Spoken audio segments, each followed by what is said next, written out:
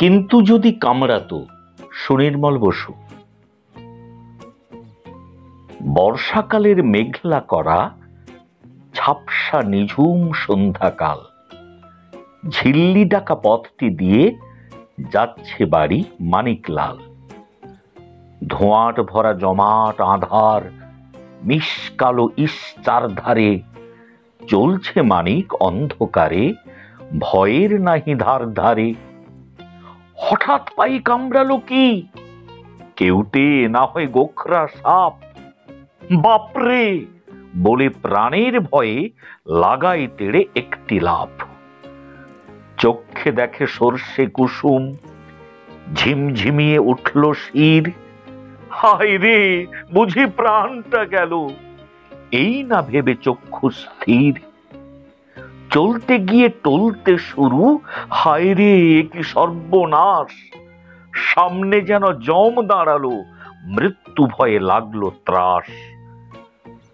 দাওয়াই এসে খানিক শেষে পড়ল শুয়ে ধপ করে। কামড়েছে সাপ, গেলুম গেলুম, চক্ষু মুদে রব করে।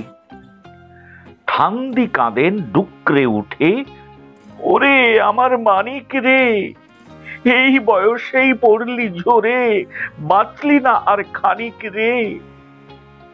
বাপ মা কেঁদে কুমড়ো গড়ান, করলি কি তুই হায় রে হায়।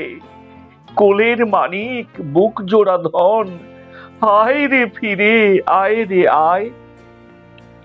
সবার চেয়ে আবেগ ভরা ক্ষান্ত পিসির কান্নাটা।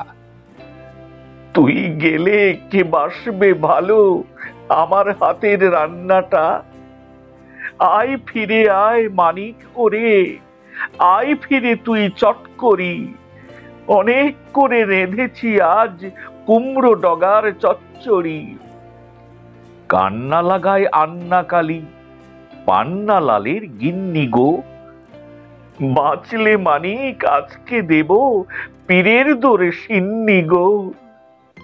আসলো তখন বৈদ্য মামা, দেখলো সবই ঠিক করে। পায়ের ক্ষত লক্ষ্য করে উঠলো হেসে ফিক করে। বললে, কোথায় সাপের কামড়?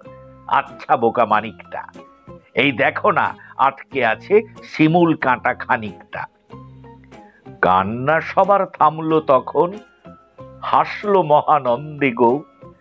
বলে পিসি, আমার মনেও হচ্ছিল তাই সন্দেহ।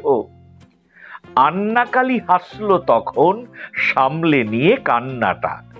বললে, তবে যাই গো এখন, সারতে হবে রান্নাটা।